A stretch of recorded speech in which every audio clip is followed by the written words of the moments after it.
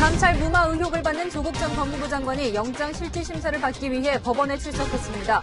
저는 검찰의 영장 신청 내용에 동의하지 못합니다. 심사를 마친 조 전 장관은 구치소에 대기 중이며 이르면 오늘 밤 구속 여부가 결정됩니다. 울산시장 당내 경선을 포기하는 대가로 공직을 제한받았다는 의혹이 제기된 임동호 전 더불어민주당 최고위원이 그제 검찰 압수수색 당일 일본 오사카로 출국한 사실이 확인됐습니다. 갑작스러운 출국 배경을 취재했습니다. 닭강정 33만 원 거짓 주문 사건에 대해 경찰이 수사에 착수했습니다. 당초 학교폭력 사건인 것으로 알려졌으나 경찰은 가해자와 피해자가 서로 모르는 사이인 것으로 파악했습니다. 대출 기준을 크게 강화한 부동산 대책이 나온 이후 서울 지역 전세 가격이 4년 만에 가장 많이 올랐습니다. 주택 구매 대신 전세를 택하는 풍선 효과 때문입니다. 최근 블랙아이스 교통사고가 잇따르면서 사전 제설 작업의 중요성이 커지고 있습니다. 그런데 긴급할 때 사용해야 할 제설제가 허술한 관리 때문에 딱딱하게 굳거나 제 기능을 상실한 채 방치되어 있습니다. 잘못된 보관 방법 때문에 정작 필요할 때 사용하지 못하고 폐기 처분되는 일이 있다고 합니다. 50대 여성의 자궁에서 13cm 길이의 수술용 거즈가 나왔습니다. 과거 제왕절개 수술을 했던 의료진 과실로 파악됐는데 손해배상 소송 결과가 나와 논란이 되고 있습니다. 단독 보도합니다.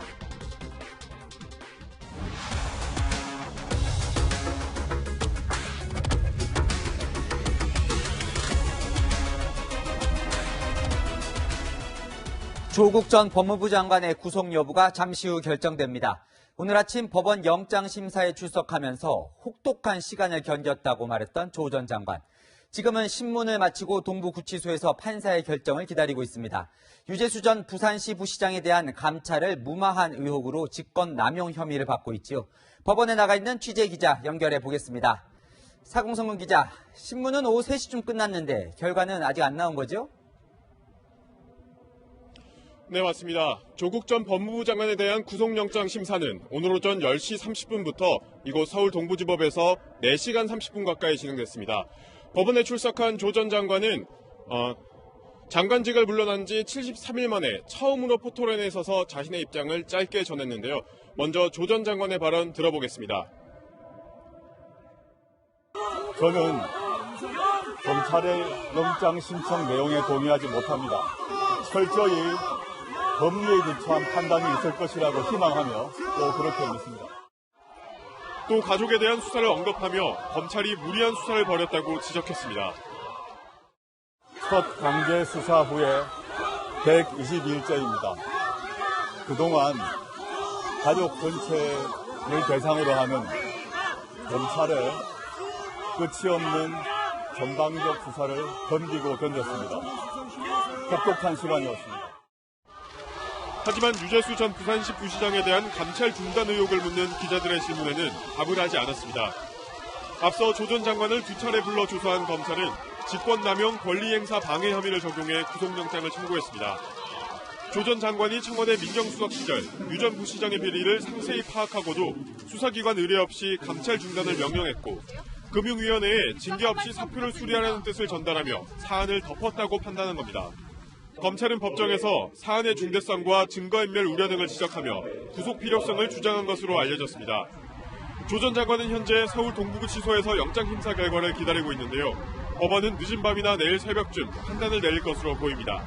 지금까지 서울 동부지법에서 전해드렸습니다.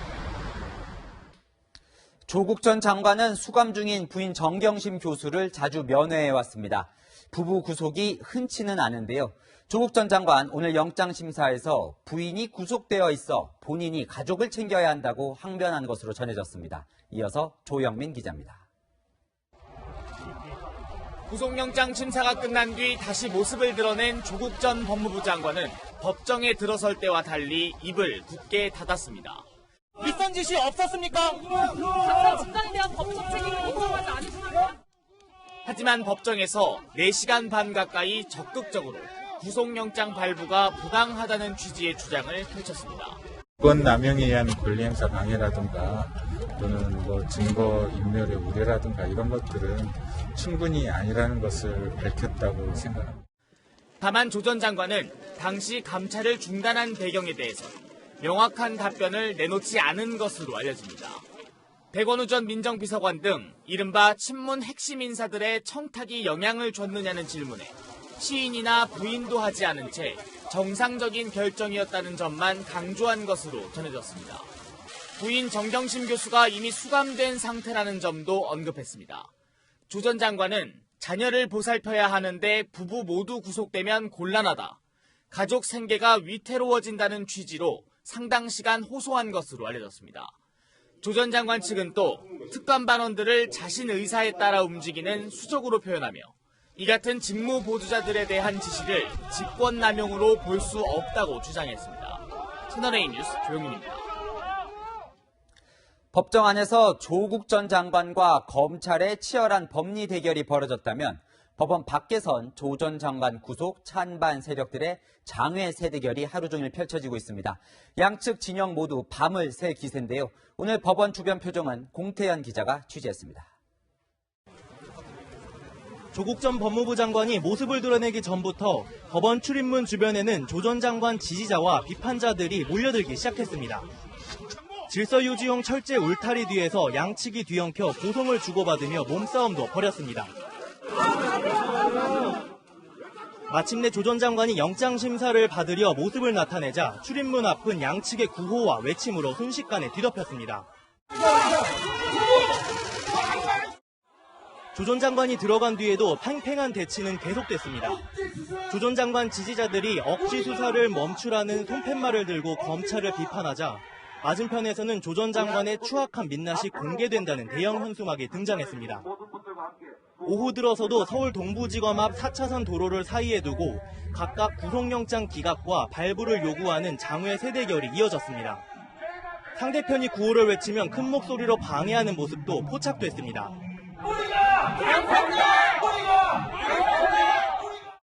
양측 모두 영장심사 결과가 나올 때까지 밤샘 집회를 불사하겠다며 인터넷 등에서 참여를 독려했습니다.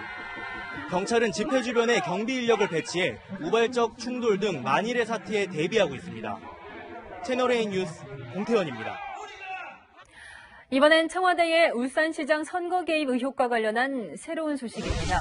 송철호 울산시장의 민주당 내 경쟁자였던 임동호 전 최고위원이 일본 오사카로 출국한 사실이 알려져 해외 도피와 증인 빼돌리기 의혹까지 나왔습니다. 일본에 머물고 있는 임 전 최고위원 측은 채널A 취재진에게 조사를 회피하려는 의도는 없다고 밝혔습니다. 김철웅 기자가 취재했습니다. 임동호 전 더불어민주당 최고위원이 해외로 출국한 건 그제 밤입니다. 검찰이 임 전 최고위원의 울산 자택 등을 압수수색한 바로 그날입니다. 임 전 최고위원은 압수수색을 참관한 직후 후쿠오카행 배를 타고 일본으로 건너가 지금은 오사카에 머무는 것으로 전해졌습니다.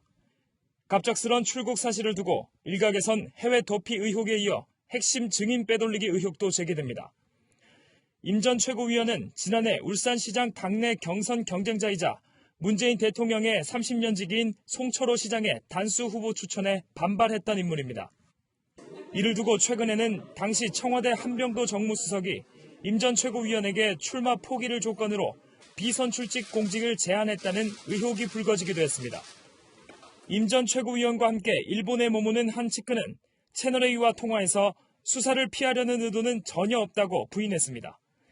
내년 총선을 앞두고 일본 내 후원회 결성 등을 위해 잠깐 나와 있다면서 모레 귀국할 계획을 밝혔습니다.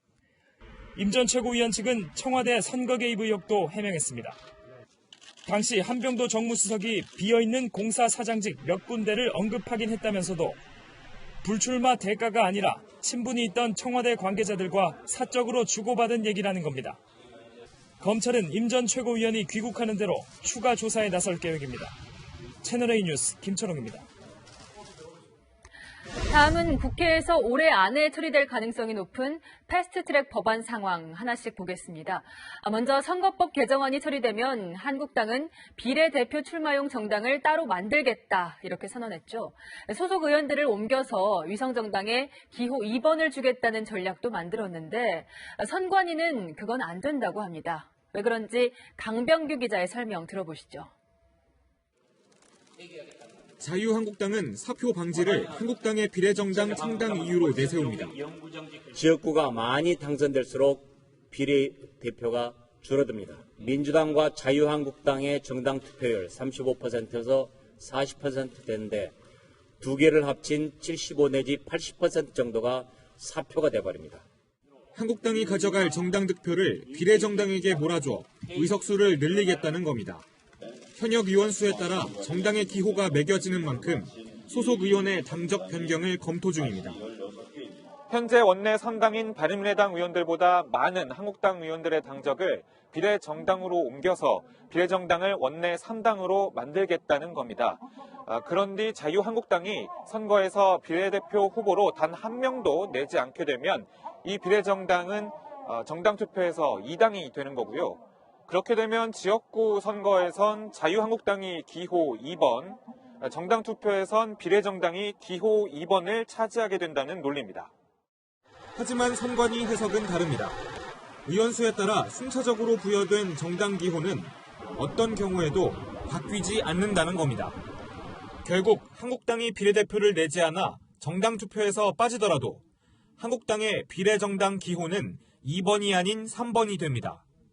다만 투표용지에서 민주당에 이어 한국당의 비례정당이 두 번째 칸에 위치할 수는 있습니다.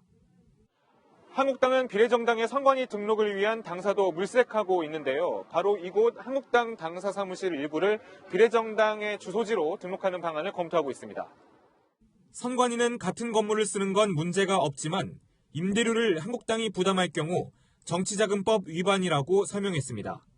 한국당은 비례정당의 홈페이지 개설을 위한 도메인을 미리 확보하는 등 실무 작업에 속도를 내고 있습니다. 채널A 뉴스 강병규입니다. 선거법 개정안에 이어서 공수처법도 빠르면 30일 여당 주도로 처리될 가능성이 높습니다. 검찰과 경찰이 고위공직자의 범죄를 알게 되면 공수처에 바로 통보해야 한다고 수정한 규정이 논란이죠. 윤석열 검찰총장이 이 내용을 듣고 격노했다고 전해질 정도로 수정안에 대한 검찰의 반발이 큽니다. 백승우 기자가 취재했습니다. 윤석열 검찰총장은 고위공직자 범죄수사처 설치 법안을 두고 국회 결정을 존중하겠다는 뜻을 밝혀왔습니다. 부패 대응 역량이 강화된다면은 새로운 부패 대처 기구의 설치에 대해서 반대하지 않는다는 그런 입장을 가지고 있습니다. 하지만 이번 검찰의 공개 반발은 윤 총장의 지시에 따른 것으로 전해졌습니다. 윤 총장은 오늘 오전 대검 간부회의에서도 격앙된 반응을 보인 것으로 알려졌습니다. 기존 패스트트랙 법안에 한 줄도 없던 내용이 갑자기 어떤 경위로 들어갔는지 아무도 설명하지 않고 있다며 이런 규정이 나온 걸 국민들은 아시는지 모르겠다고 우려를 표한 걸로 알려졌습니다. 수사 과정에서 고위공직자 범죄를 인지하면 즉시 공수처에 통보하도록 하는 조항이 슬그머니 추가된 걸 문제 삼은 겁니다. 원안에는 없던 조항이 이른바 4+A 협의체를 거친 수정안에 포함된 겁니다. 검찰은 이 조항을 두고 사실상 공수처를 검찰, 경찰의 상위기구로 군림하게 하는 것이라고 해석합니다. 대검찰청은 수사검열이자 중대한 독소조항이라는 입장문까지 냈습니다. 공수처는 고위공직자를 수사하는 반부패 기구일 뿐 검찰과 경찰의 상급기관이 아니라고 반박하고 나선 겁니다. 대검 관계자도 사실상 사정기관의 빅브라더를 만드는 것이라며 대통령이 인사권을 갖는 공수처 입맛에 맞는 사건만 과잉 수사할 것이라고 비판했습니다. 국회는 내일 공수처법을 본회의에 상정하고 오는 30일 공수처법 표결을 시도할 것으로 보입니다. 채널A 뉴스 백수호입니다.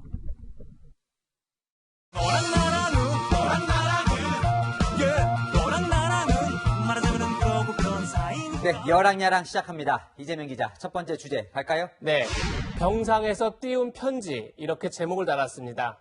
단식 투쟁과 국회 농성을 이어가던 자유한국당 황교안 대표 이틀 전 병원에 입원했었죠. 그만큼 휴식이 필요할 텐데요. 병상에서 더 바쁜 모습입니다. 오늘은 대국민 호소문을 발표했는데요. 그 호소문에 황 대표의 복잡한 고민이 고스란히 녹아 있습니다. 호소문은 배현진 당협위원장이 대신 읽었는데 어떤 고민들이 담겼는지 하나씩 보시죠. 자유민주주의와 대한민국을 부정하는 세력들이 이 나라를 좌로 몰아갈 그 미래가 두렵습니다. 오늘만은 분열된 우리가 하나 되는 것을 허락해 주십시오. 함께 여기에서 자유우파의 방어막을 함께 만듭시다. 총선에서 압도적인 지지로 저희 자유한국당을 지지해 주십시오. 네, 그런데 배현진 위원장은 홍준표 전 대표 옆에 자주 보였었는데 왜 황 대표 대독을 한 거죠? 네, 호소문 내용 못지않게 그 부분도 큰 관심을 모았습니다. MBC 아나운서 출신인 배 위원장은 현재 아무런 당직도 맡고 있지 않습니다. 그런데 왜 당 대변인을 두고 배 위원장이 황 대표 메시지를 대신 읽었을까요? 거기엔 이런 이유가 있습니다. 대표님께서 병상에서 결단을 하고 대국민 호소문을 내는 만큼 그 간절한 마음이 좀 잘 전달될 수 있게 편안하고 부드럽게 들으실 수 있게끔 전달해달라 그런 부탁을 받았습니다. 결국 황 대표의 강성 이미지를 누그러뜨리기 위해 배 위원장에게 대독을 부탁했다 이런 얘기입니다. 네, 국회 상황도 긴박하고 총선도 다가오니 황 대표는 병상에서도 쉬지는 못하고 있네요. 네, 맞습니다. 오늘은 병상에서 이런 글도 남겼습니다.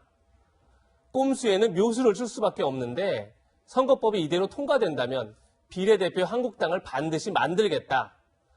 당대표가 직접 비례대표 선거를 위한 정당 창당을 공식화하자 정치권에서는 황 대표가 비례대표용 정당으로 옮겨간 것 아니냐 이런 말도 나옵니다. 이런 이유에서입니다. 이낙연 총리가 종로에 나가겠다 하고 선언하는 순간 황교안 대표는 다른 길을 찾으려고 할 것이고 비례대표 나가겠다 이런 얘기 할 것 같아요. 네, 이낙연 총리가 나오면 황 대표가 피할 거다 이런 이야기인데 박 의원은 이 총리가 더 세다고 보나 보네요. 네, 공교롭게도 오늘 이낙연 총리는 당에서 종로 출마를 제안하면 기꺼이 수용하겠다 이렇게 말했습니다. 사실상 종로 출마 선언이나 다름없는데요. 그럼 황교안 대표는 어떤 선택을 할까요? 황 대표 측 인사는 황 대표가 비례대표 정당으로 옮겨간다는 건 있을 수 없다. 현재 출마할 지역구를 검토하고 있다. 이렇게 말했습니다. 이낙연 총리와의 정면 승부를 피하지 않겠다는 얘기인데요. 대선 주자 지지율 1, 2위에 종로 빅매치 실현 가능성이 한층 높아졌습니다.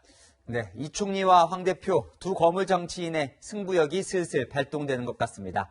다음 주제 갈게요. 네, 정치의 눈높이 이렇게 제목을 붙였습니다. 오늘 더불어민주당이 내년 총선을 위한 인재 영입 1호를 발표했습니다. 휠체어에 앉아있는 저의 눈높이는 남들보다 늘 낮은 위치에 머뭅니다.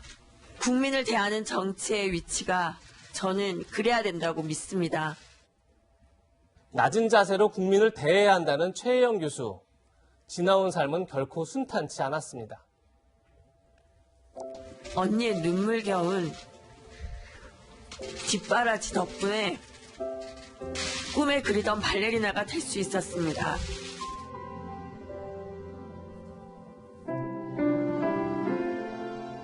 하지만 발레리나로 무대 위에 제대로 날아보기도 전에 큰 사고로 사지마비 척수장애인이 되고 말았습니다. 네, 영입 1호라 민주당이 신경을 많이 썼을 것 같은데요. 네, 여성이자 청년이면서 몸이 불편합니다.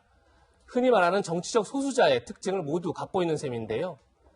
그러면서도 여성 척수장애인 최초로 재활학 박사가 됐으니 희망의 상징이라고 할 수 있겠죠.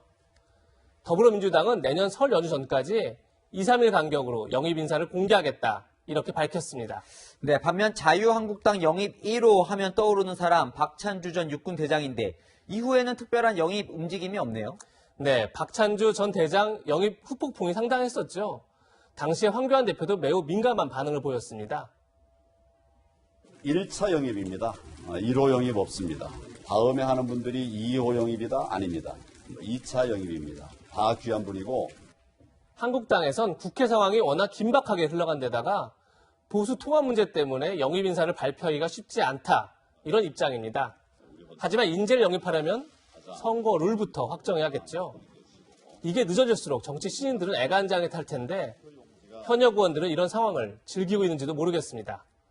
오늘의 한마디는 그게 바로 기득권 이렇게 정했습니다. 네, 시청자 여러분들도 역이나 시장에서 정치 신인들 만나면 관심 한번 가져주십시오. 힘들게 뛰고 있으니까요. 지금까지 여랑야랑이었습니다. 경찰이 문재인 정부에 대한 반대 집회를 주도해온 전광훈 목사에 대해 구속영장을 신청했습니다. 지난 10월 개천절 광화문 집회 당시 폭력을 선동했다는 혐의입니다. 우현기 기자입니다. 경찰이 전광훈 목사에게 구속영장을 신청하면서 적용한 혐의는 집회시위법 위반과 특수공무집행 방해입니다. 지난 10월 3일 개천절에 연 집회 당시 이른바 순국결사대라는 조직을 구성해 문재인 대통령을 체포하라며 경찰과 충돌하고 폭력을 쓰게끔 부추겼다는 겁니다. 반드시 문재인은 오늘 안에 끝장을 내야 합니다. 이러거나 하면 바로 돌아서 행군납판 소리와 함께 청와대로 들어가겠습니다. 당시 경찰은 경찰관에게 폭력을 쓴 탈북자 단체 회원 등 40여 명을 연행했습니다. 경찰은 전 목사 외에 순국결사대 총사령관을 맡은 이은재 목사 등 2명에 대해서도 구속영장을 신청했습니다. 전 목사가 대표로 있는 범국민투쟁본부는 도주 우려도 없는데 구속영장을 신청했다며 정치 탄압과 표적 수사가 의심된다며 반발했습니다. 앞서 전 목사는 경찰의 거듭된 소환 요구에 불응하다가 5번째 소환 요구를 받고 경찰서에 출석해 조사를 받았습니다. 나를 여기로 오라고 할 필요 없이 내 뒷조사에 보면 다 드러나고 있는데. 경찰은 집회 현장에서 돈을 걷어 기부금품법을 어기고 대통령 체포 발언으로 내란을 선동했다며 전 목사가 고발된 사건도 수사 중입니다. 앞서 경찰은 범국민투쟁본부가 청와대 근처에서 벌이고 있는 노숙농성도 다음 달 4일부터 전면 제한하겠다고 통보했습니다. 채널A 뉴스 우현기입니다. 누리꾼의 공분을 사고 있는 닭강정 거짓 주문 사건에 대해 경찰이 수사에 착수했습니다.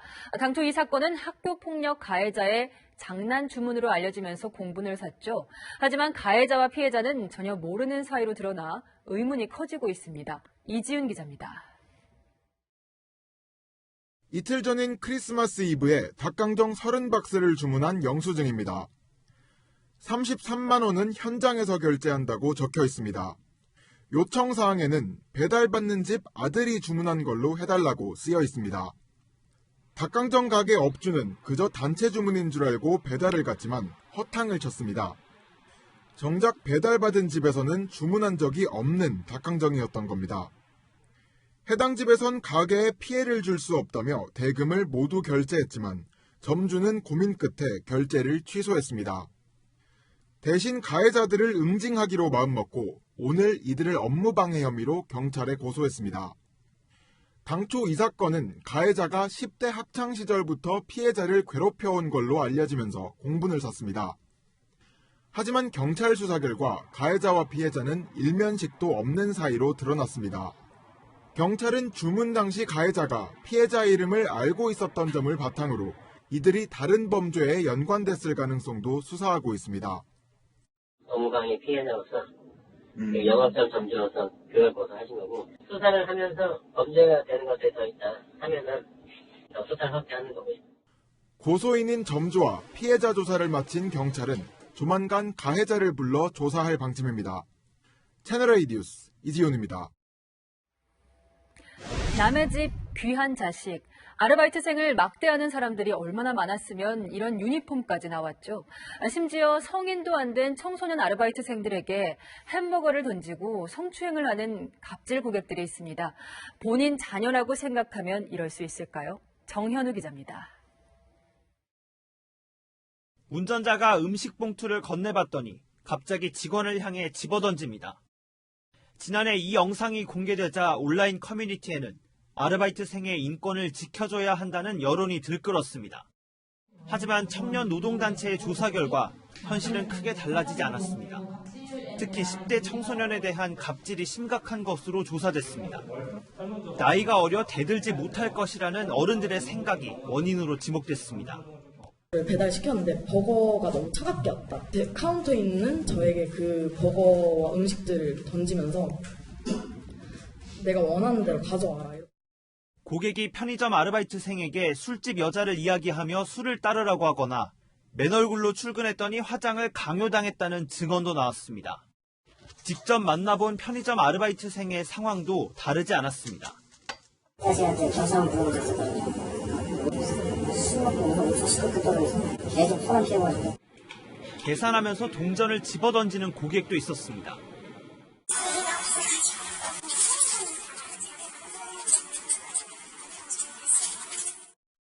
지난 10월 개정된 산업안전보건법이 시행되면서 업주는 고객의 갑질로부터 직원을 보호할 의무가 생겼지만 대부분 권고조항에 그치고 있습니다. 10대 아르바이트생의 인권을 보호할 좀 더 실효성 있는 대책이 필요해 보입니다. 채널A 뉴스 정현우입니다.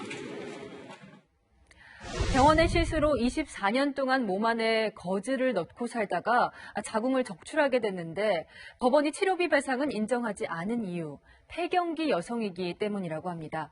기구한 의료사고 사연, 김단비 기자가 단독 취재했습니다. 2년 전 이 50대 여성은 넘어지면서 갈비뼈 골절 진단을 받았습니다. 이후 원인을 알 수 없는 하복부 출혈이 계속됐습니다. 다치는 순간에 어디서 여기서 터졌대요. 뭐가 터졌는데 뭐가 터진지 모르고 어차피 출혈이 되니까 수술을 해야 됐었어요. 수술 중 자궁에서 소름이 돋는 물체가 발견됐습니다.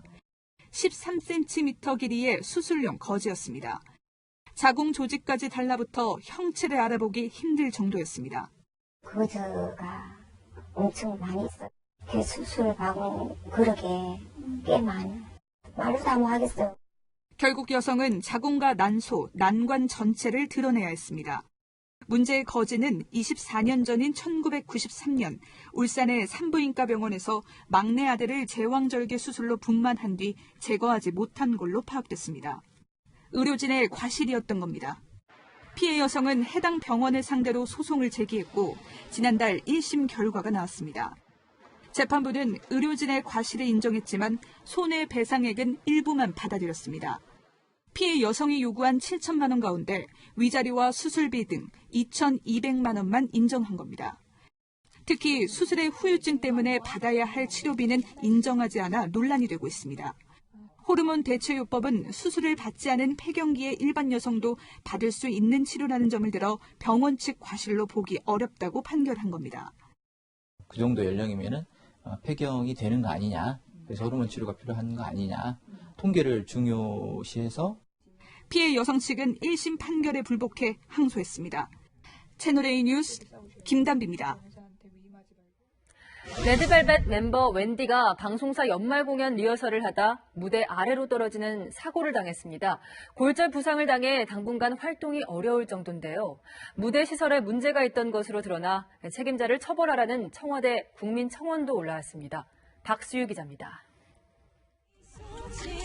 레드벨벳 멤버 웬디가 사고를 당한 건 어제 SBS 가요대전 무대 시작 전 리허설 무대 도중입니다. 터널을 빠져나온 뒤 리프트를 타고 2.5m 아래 무대로 이동해야 했지만 리프트가 올라와 있지 않아 그대로 추락한 것으로 전해졌습니다. 웬디는 얼굴에 상당한 부상과 함께 오른쪽 골반과 손목이 골절되는 중상을 입고 치료를 받고 있습니다. 예정되어 있던 신곡 무대는 진행하지 않고 웬디는 병원에서 안정을 취하고 있으며 치료에 전념할 계획입니다. 신곡 사이코로 컴백한 지 이틀 만에 당한 사고로 레드벨벳 활동 자체가 제동이 걸린 상황. 일부 팬들은 방송사 측이 3줄짜리 간단한 사과만 했을 뿐 사고 원인도 제대로 설명하지 않았다며 문제 제기를 이어가고 있습니다. 무대 책임자에 대한 처벌을 촉구하는 청와대 국민청원에는 10,000명 넘게 동의했습니다. 일부 팬들은 문제의 리프트가 오작동해 다른 가수들이 무대 동선을 바꾸기도 했다는 의혹도 제기했습니다. 채널A 뉴스 박수입니다. 요즘 연일 뉴스에서 들려오는 블랙아이스 사고. 가장 쉬운 예방 방법은 얼기 전에 제설제를 뿌리는 겁니다. 다니시다 보면 곳곳에서 이런 제설함을 보실 수 있으신데요. 잘 열어보지는 않죠. 김진 기자가 열어봤더니 곳곳이 가관이었습니다. 김진이 간다 시작합니다.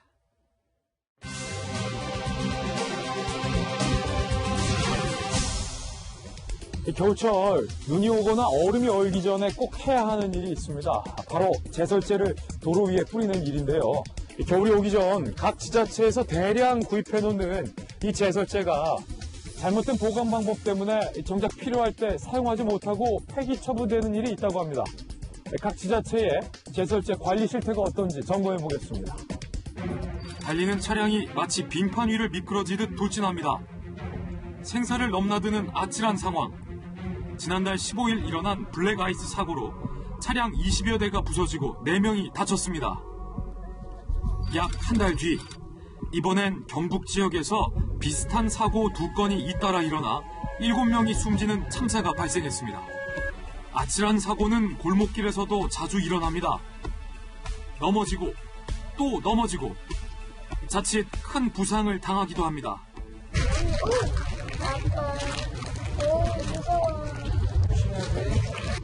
모두 제설제만 미리 뿌려놓으면 막을 수 있는 사고들입니다. 그렇다면 제설제는 과연 제대로 관리되고 있을까? 곳곳에 마련된 제설함부터 확인해봤습니다. 얘 다 굳었어. 돌처럼 딱딱하게 굳어버린 제설제. 잘 부서지지도 않습니다. 지자체가 대량으로 보관하고 있는 제설제는 어떨까요? 쌓여있는 커다란 포대자루들이 눈에 띕니다. 교각 아래 공터에 염화칼슘 수십 톤이 쌓여져 있습니다. 제설제를 덮어둔 천막 위에서 물이 줄줄 흘러내립니다. 쇠 소리 들리는데? 일반 염화칼슘보다 비싼 친환경 제설제 역시 같은 장소에 보관하고 있습니다. 보니까 19년 1월 10일 날이라고 써있는데 1년 된 걸 갖고 있는 것 같아요. 경기도 남양주의 한 도로변. 이곳에도 제설제가 대량으로 쌓여 있습니다. 이날은 아침까지 비가 내렸는데요. 제설제가 놓인 바닥에 빗물이 흥건합니다. 이거 딱딱해서 못 쓰겠네, 이거. 완전히 굳었어, 이게. 제설제의 성분인 염화칼슘은 수분을 흡수해 녹는 성질이 있습니다. 염화칼슘에 물을 붓자 금세 녹아내려 부피가 줄어듭니다. 15분 정도 후에 확인해보니 돌처럼 단단하게 굳어 있었습니다. 한번 보기 줘요. 이미 습기를 흡수해 굳어버린 염화칼슘. 제설 효과는 있을까요? 잘 보관한 염화칼슘 가루와 굳어버린 염화칼슘을 눈 위에 각각 뿌리고 변화를 관찰했습니다. 1시간 뒤 염화칼슘 가루는 눈을 완전히 녹여 많은 양의 물이 생겼습니다. 그러나 굳은 염화칼슘 쪽은 눈이 잘 녹지 않아 물이 거의 생기지 않았습니다. 나란히 놓고 비교해보면 눈 녹은 물의 양이 확연히 다릅니다. 굳어버린 염화칼슘은 충분한 제설 효과를 기대할 수 없는 겁니다. 기본적으로 보관상의 수분이나 그리고 공기의 노출을 최대한 피해서 그래서 비와 그리고 바람에 따른 차단을 원천적으로 하는 것이 굉장히 중요하고요. 그리고 가장 베스트는 당연히 실내 보관을 하는 게 가장 좋겠죠. 서울 종로구의 한 고가도로 아래.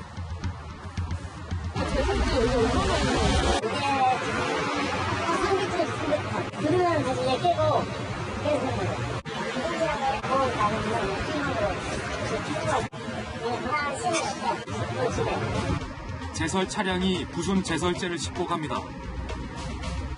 딱딱해진 제설제는 분수해서 사용하거나 폐기 처분한다고 하는데요. 파쇄 비용은 많이 들죠. 폐기물 비용이 톤당 한 30만 원 정도 들어가거든요. 포크레인 한 대로 부족하니까 한 대를 더 임차해가지고 씁니다. 한번 눈이 올 때 부르면 80만 원이 들어가요. 파쇄 비용도 문제지만 다시 부수면 앞선 실험에서 봤듯이 제대로 된 제설 효과를 기대하기가 힘들다는 게 더 큰 문제입니다. 경기도 하남시는 제설제 보관을 위해 대형 창고를 마련했습니다. 수분과 햇빛이 차단된 실내에 보관한 제설제는 처음 상태 그대로 유지됩니다. 나중에 굳었을 때 또 2차 비용이라든지 그런 부분이 생기니까 장기적으로 봤을 때 아무래도 창고가 있는 게 더 이득이겠죠. 관리가 잘 되니까.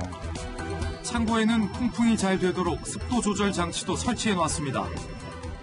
연이은 블랙아이스 사고가 나자 정부는 사전 제설 작업에 총력을 기울이겠다고 큰 소리를 쳤습니다. 그러나 부실하게 관리되는 제설제만큼 국민의 안전도 부실하게 관리되는 것 같아서 불안하기만 합니다. 관리 좀 잘해줬으면 좋겠어요. 뻔하게 보이는 걸 저렇게 내방쳐 놓는 건 아니라고 생각합니다. 김진희 간다의 김진 기자입니다. 중국에서 유모차를 밀고 와 아이를 태우려는 이 여자. 누가 봐도 엄마 같았지만 유괴범이었습니다. 김민지 기자가 사건 전말을 전해드립니다. 사람들로 북적이는 중국 기차여관.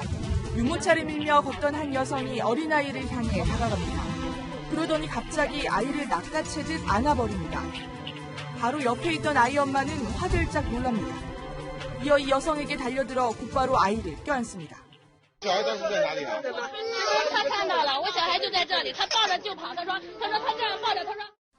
2살 여자아이를 유괴하려 했던 사람은 40살의 천모 씨. 是因为自己现在生不出孩子还是什么？就这个原因了，所以抱个孩子想自己养了。我这不抱了，这房子。 전 남편과 헤어진 뒤 새로 만나는 애인 사이에서 아기를 갖고 싶었지만 임신이 좀처럼 되지 않자 범행을 저질렀다는 겁니다. 현지 경찰은 아동유괴 미수 혐의로 천 씨를 입건하고 정신감정도 의뢰했습니다. 지난 21일 베트남 현지에서 한인 여성 교민을 살해한 20대 한국인 남성이 경찰에 붙잡혔습니다. 이 남성은 베트남 출국을 위해 호찌민 시내의 한 호텔에 머무르다 붙잡힌 것으로 전해졌습니다. 필리핀에서 치과대학을 졸업한 이 남성은 지난달 관광비자로 베트남에 입국한 뒤 생활고에 시달리자 범행을 계획한 것으로 알려졌습니다. 한 부모가 아기를 안고 다급하게 경찰서 안으로 들어옵니다. 생후 8개월 된 아기가 음식을 삼키다 목에 걸려 숨을 쉴 수 없는 위급한 상황이었던 겁니다. 곧바로 경찰은 자신의 무릎 위에 아기를 엎어놓고 등을 연달아 두드리며 음식물을 나오게 했습니다. 호주 경찰은 CCTV 영상을 공개하며 응급처치의 중요성을 강조했습니다. 채널A 뉴스 김민지입니다. 손만 대면 문이 열리고 쇼핑 결제가 되는 영화 같은 일이 현실이 되고 있습니다. 내 신원이나 카드 정보가 담긴 작은 칩을 이 손가락에 씹는 기술이 거의 실용 단계입니다. 신기하기도 하고 좀 무섭기도 한 이 소식 미국 실리콘밸리에서 황규락 특파원이 보도합니다. 몸에 심은 컴퓨터 칩으로 전화를 하거나 기억을 저장하는 영화 속 장면. But what he didn't know was that I arranged to have a black box embedded in my brain, in your brain. 그 상상이 현실로 나타나고 있습니다. 본래 카드키를 대야 문이 열리는 자동차에 손을 갖다 대자 문이 열립니다. 손가락 엄지와 검지 사이에 심겨진 생체 칩 때문입니다. In all reality, it was experimentation and curiosity. To get them in, they come in syringes that you just place under the skin and then pop the tags out. 제 주머니에는 이렇게 자동차 열쇠뿐만이 아니라 각종 카드들도 굉장히 많은데요. 이러한 것들을 하나의 칩에 담아서 몸에 심을 수 있다는 게 이 생체 칩의 가장 큰 장점입니다. 미국의 한 IT 회사에선 2년 전부터 직원들 손에 칩을 심어 출입증을 대체할 수 있게 했고, 스웨덴에서는 생체 칩으로 계산은 물론 비행기나 기차를 탈 수도 있습니다. And we want to contribute to make their digital experience better and also their traveling experience. 손뿐만 아니라 뇌에 칩을 심는 연구도 한창입니다. This is something I think is going to be really important at a civilization level scale. This I think has tremendous potential. 그러나 사생활 침해 논란에서 인간의 사이보그화라는 지적까지 부정적인 여론도 만만치 않습니다. 상용화까지도 난항이 예상됩니다. 미국 실리콘밸리에서 채널A 뉴스 황규락입니다.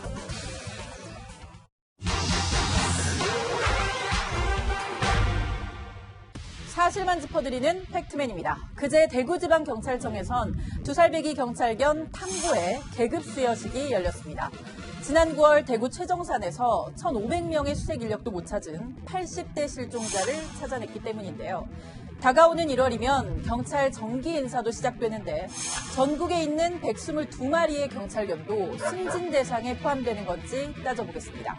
그동안 경찰견은 고 성완종 경남기업 회장 실종 사건이나 전남 강진 여고생 실종 사건 등에서 큰 공을 세워왔는데요.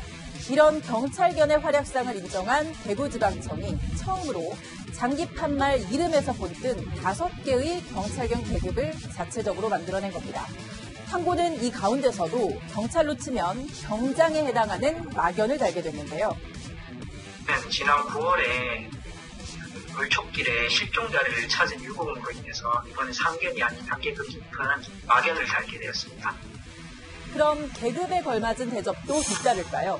영국의 경우 은퇴한 경찰견을 맡아 기르는 사람에게 3년간 연금을 지급하는데요. 우리나라 경찰견에게는 물질적 보상이나 연금은 없는 명예뿐입니다. 그래도 막연 계급을 단 탐고는 앞으로 2년마다 승진하는데요. 일반 경찰관처럼 승진 시험을 치르진 않지만 공로가 뛰어날 경우 특진될 수도 있습니다. 다만 이번 계급 수여는 대구 지방청 단위의 시범 사례고 냄새를 맡아 증거를 찾는 채취 증거견에 한정돼 있는데요. 따라서 전국 모든 경찰견이 승진 대상에 포함된다고 보기는 어렵습니다. 하지만 경찰청에선 탐구를 계기로 모든 경찰견에 계급을 주는 방안도 검토하고 있습니다. 여기서 한 가지 더. 지난 8월 충북 청주에서 실종된 조은누리 양을 찾아낸 달관이 같은 군용견에게는 계급이 있을까요? 군번과 같은 견번이 부여되고 간혹 공로를 인정받아 훈장도 수여되지만 군견 역시 계급은 주어지지 않습니다. 이상 팩트맨이었습니다. 서울 강남 학원가 아파트의 매매가도 아니라 전세가가 17억 원. 오늘 저희 기자가 부동산에 물어본 실제 가격입니다. 이마저도 물량이 없다는데 강력한 부동산 규제 대책 이후 전세값이 풍선처럼 부풀어 오르고 있습니다. 김남준 기자입니다. 학원가로 유명한 서울 강남의 한 아파트입니다. 학군 수요가 많은 이곳은 새 학년을 앞두고 의뢰 전셋집을 구하는 사람이 늘어납니다. 그런데 최근 전월세 물량은 아예 씨가 말랐다는 이야기가 나옵니다. 14억대 왔다 갔다 했거든요. 근데 여기도 16억 5천, 17억까지도 불러요. 집 안 보고 그냥 바로 계약 걸렸고 이래요. 실제 서울 아파트 전세 가격은 인기 거주지인 강남과 양천 등 고가 지역을 중심으로 크게 올랐는데 전세 대란이 있었던 지난 2015년 11월 이후 4년 1개월 만에 최대 상승입니다. 특목고, 자사고 폐지 등 교육정책 변화로 인기 지역 수요가 몰렸고 12.16 대출 규제로 매매 대신 전세를 택하는 사람들이 늘면서 풍선 효과로 가격이 상승한 겁니다. 대출 규제함으로써 매수세가 전세세가 논란에도 관련해서 그런 것도 있고요. 그동안 많이 가격이 올랐기 때문에 갭매우시로 올라가는 것도 있고요. 강남권 외에도 서대문, 강서, 노원 등에서도 전세값 상승률이 전주에 비해 2배 이상이었습니다. 이처럼 전세 가격이 크게 오른 반면 강남 4구를 비롯한 고가 아파트를 중심으로 서울 아파트 매매 가격 상승폭은 한풀 꺾였습니다.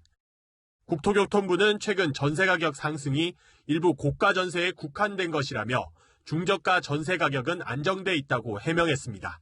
채널A 뉴스 김남준입니다. 스마트폰 뱅킹 많이 쓰시지만 여전히 직접 은행에 가시는 것이 편한 어르신들도 많을 텐데 은행 지점이 자꾸 줄고 있습니다. 안건우 기자입니다. 서울 시내 한 대형 은행 지점. 동네 어르신들이 많이 찾는 곳입니다. 아시안게임이 열렸던 1986년부터 30년 넘게 이 자리를 지켰지만 문을 닫게 됐습니다. 지점 입구에 안내문이 붙어 있네요. 다음 달 20일까지만 영업을 하니까 앞으로는 인근의 다른 지점을 찾아달라는 내용입니다. 1km 떨어진 다른 지점으로 통폐 합격이 때문입니다. 오랜 고객들은 아쉽기만 합니다. 10한 5, 6년 거래했고요. 요 가까운 데서 늘 이용하다가 이게 또 통폐 합돼가지고 다른 데 가버리면은 아쉽죠. 불편하죠, 많이. 국민은행과 KEB 하나은행이 연말 연시에만 30곳 넘게 줄이는 등 국내 4대 은행에서 총 81개 지점이 사라질 예정입니다. 임대차 계약이 종료가 돼서 자연스럽게 좀 지점을 통합하는 케이스가 좀 있습니다. 이면엔 생존의 몸부림이 있습니다. 한국은행에 따르면 지난해 국민 10명 중 9명은 비대면 거래를 이용한 상황. 임대차 비용이나 인건비가 많이 드는 지점을 줄이는 건 피할 수 없는 수순입니다. 전문가들은 그러나 디지털에 익숙하지 않은 사람들을 위한 배려도 필요하다고 조언합니다. 유인력들을 디지털 교육을 통해서 콜센터라든지 비대면 채널을 좀 더 보강하고 고객의 자산 관리 서비스에 더 초점을 둬서 인력을 활용해야만 되는 단계라고 볼 수 있겠습니다. 은행의 지점 줄이기가 가속화되는 가운데 남아있는 지점들도 카페나 문화공간으로 탈바꿈하는 등 살아남기 위해 안간힘을 쓰고 있습니다. 채널A 뉴스 안건우입니다. 북한의 위협이 고조되면서 오늘도 코브라볼 정찰기가 동해 상공에 투입되는 등 최첨단 무기들이 한반도 근처에 모여 있습니다. 그런데 대부분 미국 무기입니다. 우리나라 무기 개발 능력이 뛰어난데도 최첨단 무기를 못 만드는 진짜 이유, 60년대 만들어진 규제 때문이라는 사실 알고 계셨습니까? 최선 기자가 취재했습니다. 북한 핵시설과 미사일을 선제 타격할 수 있는 스텔스 전투기 F-35, 지하시설을 초토화하는 타우러스 미사일, 북한 미사일을 요격하는 사드와 팩3 MSE, 모두 다른 나라 무기들입니다. 우리나라의 연간 무기 무역 규모는 10조 원이 넘는데 이 가운데 6조 4천억 원을 해외에서 수입하고 있습니다. 매년 발생하는 2조 5천억 원의 적자 대부분은 북한 핵과 미사일 대응 무기 구매 때문입니다. 첨단 무기를 우리 손으로 만들고 글로벌 업체와 경쟁을 할 수 있게 덩치를 키워야 하는데 1960년대 만든 규제가 발목을 잡고 있습니다. 우선 국내 방산업체 간 인수합병을 사실상 막아놨습니다. 지난해 세계 1위 방산업체 로키드 마틴 매출액은 약 60조 원인데 로키드 마틴 매출의 5분의 1도 안 되는 액수를 국내 90여 개 방산업체가 나눠 먹고 있는 실정입니다. 중국과 일본도 덩치 키우기에 가세하고 있습니다. 중국이 저가 공세 그리고 일본도 자꾸 외연을 넓혀서 방산 쪽에 수출을 기웃거리고 있는 이런 입장입니다. 그래서 향후 10년 안에 우리 업체들이 존립 자체가 위태롭지 않을까. 개발과 양산 납기를 못 맞추면 하루마다 부과되는 배상금도 걸림돌입니다. 국내 방산업체들은 해외 수출에서 돌파구를 찾고 있습니다. 제가 탄 무기가 바로 비호복합입니다. 북한군의 공중 침투를 막기 위해 오래전에 개발됐는데요. 최근 드론 공격이 기승을 부리면서 세계 시장에서 관심을 받고 있습니다.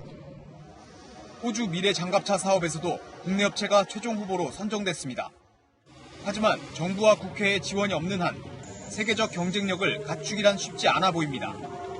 채널A 뉴스 최선입니다.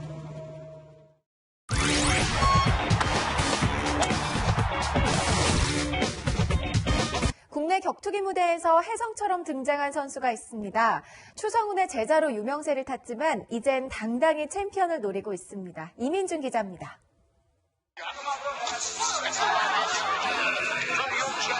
네 경기 연속 KO. 강한 상대를 앞에 두고도 여유까지 보이며 압도합니다. 아시아 최대 격투기 대회 원챔피언십에서 4연승을 구가한 윤창민. 그에게는 특이한 이력이 있습니다. 일본의 한 격투 프로그램에서 추성훈의 제자로 나와 우승을 차지했고 26살에 늦가기 프로 데뷔를 한 겁니다. 최대 강점은 지치지 않는 체력. 평소 김동현에게 배운 고강도 훈련을 하다 보니 현직 선수들 사이에서도 체력왕으로 뽑힐 정도입니다. 러닝머신 각도는 35도, 속도는 시간당 6km. 기자도 직접 따라해봤는데 시작 40초 만에 곡소리가 나옵니다. 50초. 떨어지시면 안 됩니다.